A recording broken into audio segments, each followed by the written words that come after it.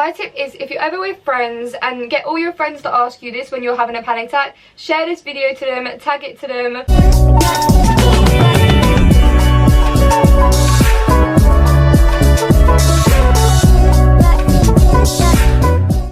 Hey angels, welcome back to my channel. I don't know what I do on my channel. I create random videos, and today I'm creating a get ready with me while I talk about anxiety and anxiety tips and how to help and how to sort your anxiety out, because mine is a mess and somehow these tips work for me. And we're doing this on a lovely Thursday morning, but it's not lovely, because if it was lovely I'd be on a beach somewhere, not in bipolar England weather to the point of having to close my windows. I have dogs. Now, I've had anxiety for literally as long as I can remember, and when I say this, I mean literally for long as forever. That doesn't make sense. For literally forever. My anxiety used to be so bad to the point I couldn't get on a bus, because I live in a valley. So if you know what a valley is, oh my god, I have weird stuff under my eyes. If you don't know what a valley is, basically it's like you have the higher part of the town and I live down. So to get out of my town, I have to go on a hill, and I never used to be scared of public transport before. But then I was, because it was in year 7 or 8, which I was probably around 15, no, I was probably around 13, 14, or 15 or 16, I can't remember the age. I know it wasn't that long ago, but I was getting on a bus up the hill in my town, and I used to be fine with it. Like, the bus goes up the hill, it has to do with hill stars. Every time I got on that bus and it stopped, I would cry. I'd be like, why are we stopping? Like, I don't want to stop. I don't want to like go all the way back down the hill. My logic was stupid, guys. My logic was stupid. My logic was that the bus is going to roll all the way back down the hill and then we're going to crash and then we're going to die. That wasn't the case.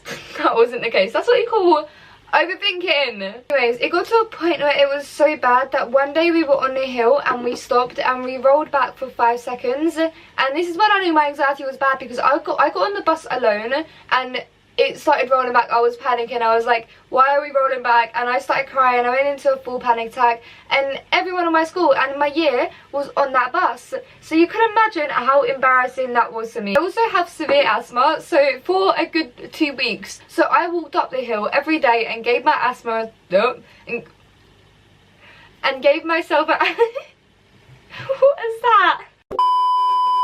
And I gave myself an asthma attack every single morning, and I mean every single morning. I'd get up the top of the hill and I'd be like luckily there was a doctor's surgery at the top of the hill, but that doctor's surgery has 1 star, so you can imagine how that's still going. I was also roaming the streets of Grwm, which is a lovely town in the southeast of Britain, London. This was the first time I had a panic attack, and I was with someone, and someone asked me, what's 5 things you can see, 4 things you can touch, and 3 things you can smell?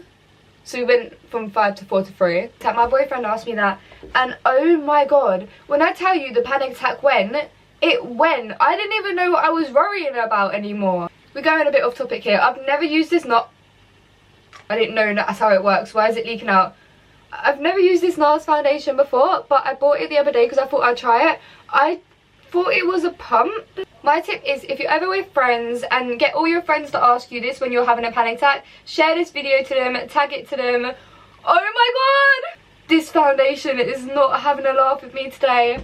What on earth have I done? As I was saying, if you ever have friends with you, just ask them to ask this question to you. What's 5 things you can see, smell, or touch? Or you could do it in any order, because any order, it will literally take your mind of it. And obviously, if you're having a panic attack when you're alone, which a lot of us do, is where it happens the most, when we're alone and we don't know what to do. But one of the best things to do when you're having a panic can't speak. One of the best things to do when you're having a panic attack alone is just go into a quiet place, your nearest toilets, because that's really the quietest place you can find. When I say deep breaths, I mean deep breaths. I do the 3-3-3 method. If you don't know what that is, it's where you breathe in for 3 seconds, you hold it for 3 seconds, and then you breathe out for 3 seconds, and you do that 3 times. And it does distract you. It calms you down. It doesn't distract you, it calms you down. Because when you're having a panic attack, you can't think, why am I panicking right now? Like, you are just panicking. So it kind of just brings you back to reality, so you can think, wait, why am I panicking? I can think about this, I can sort this out. This is not something I can control, what I'm panicking over, or maybe it is. And you guys are probably going to call me stupid for this one, but you have to face your anxiety. For example, if you're scared of getting on planes, you can't just avoid doing it because you're nervous and you're scared of having a panic attack. You have to face those, and you have to get a panic attack in order to come over your fear. Because I would say having anxiety of something is like having a fear of something. For example, I used to be absolutely terrified of lifts. Like, I couldn't get in a lift. I carried my suitcase up 7 flights of stairs once. 7. In Mexico. Mexico. Oh my god, that was cringy. I carried my suitcase up 7 flights of stairs just because I didn't want to get in a lift. And I'm saying that now. And I kept avoiding lifts for as long as I could remember. I was in LA on a school trip. If you see my LA vlog, you know. I was in LA and I had a bunch of teachers have to get in a lift with me because the place didn't have lifts. Fire hazard, by the way. You don't have stairs. You only have lifts. If there's a fire, you ain't getting out of there. Anyways, so it was like all the teachers had to get in my lift to make sure I didn't have a panic attack or pass out. And at this point I realised I actually need to face my anxiety. Like, this is stupid. So I started going in lifts more often when I got back home. I was in a hotel, and instead of walking up the stairs all the time, I was like, we'll get in the lift, we'll get in the lift. Obviously I had panic attacks at first and I was terrified at first, but the panic attacks go, like, it gets easier each time you do it, because then you're thinking to yourself, I've done this so many times that I can do it again. Like, you're nervous, you're scared, but the more you do it, the less scary and nervous it becomes. Take it from me, I'm the biggest overthinker, the biggest overreactor you can ever meet. I will admit, if you're starting to worry, or if you're starting to like worry more and you think there's a panic attack coming on, gum. I always carry gum with me wherever I go, like in my pocket, in my car, in my coat, wherever. I literally have a packet of gum in every single jacket. It's like an emergency. Whenever I feel like I'm about to worry, you just chew on some gum. It distracts you a lot because it distracts you because you're chewing something. You don't really think about it because that is your distraction. It is so good. This is my alarm. Don't know why there's an alarm going off at 12 o'clock, but hey, because I don't wake up all the time, I just sleep in. But I used to have the worst sleep anxiety ever, to the point I could not sleep at night. So if you can't sleep at night, and if you're just worrying and you don't know what it is you're thinking about, put a comfort TV show on. For me, it's Modern Family, Superstore, or Shameless, but I can't really fall asleep to Shameless anymore. I don't really know why. I love Shameless. Modern Family or Superstore on Netflix and Disney Prime. Disney Prime? Disney. Is it Disney Prime? Disney. It is the best thing ever. It just makes you fall asleep. It's so comforting. It's like something I would watch a little kid. And there's nothing mean or scary going on about it. Even if it does take you a while to get to sleep, it's worth it because you do get to sleep in the end. I'm also going to share another tip with you that I found out the other day.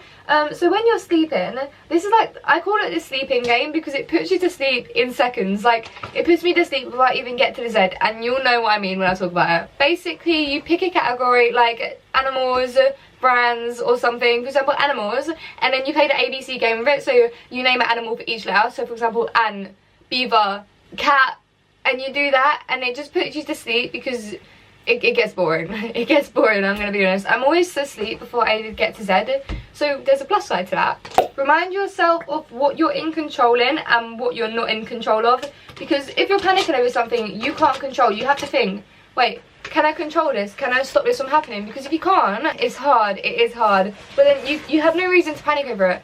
Like, you shouldn't be panicking over something you can't control. Found my lip liner.